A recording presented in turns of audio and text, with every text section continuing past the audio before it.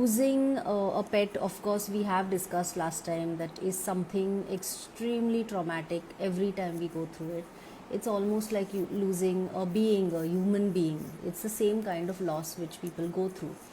And with pets specifically, because we know they don't communicate in the language we do, and it gets a little difficult for us to understand whether they are in pain, whether they really want to stay on, have they given up their willpower, because no one wants to suffer in that physical body.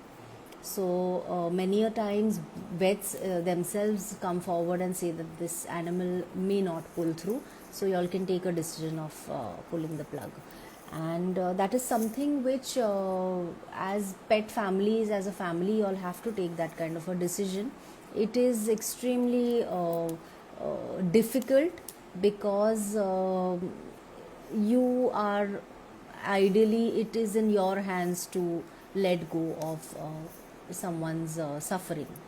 But trust me, I have spoken to animals who are ailing and are suffering, and when given a choice, they have actually also said that it'll be best if my human does that. So it's not always that the human needs to take the guilt, because the guilt remains, and the guilt is about, did I do this right? Was it something which was I hasty in taking a decision? And many a times the pet even gives you a signal saying that the decision is entirely up to you, because you need to take that practical step. So it is difficult to cope with loss after the pet has passed away. Also, we can still communicate with the pet and figure out whether he is doing okay. Most of the time the pet is the one who's saying that, I hope my human is doing okay, because they understand that they are grieving.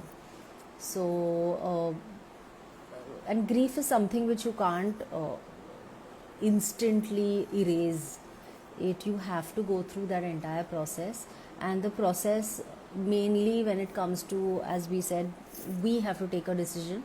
It's very difficult to let go of that guilt.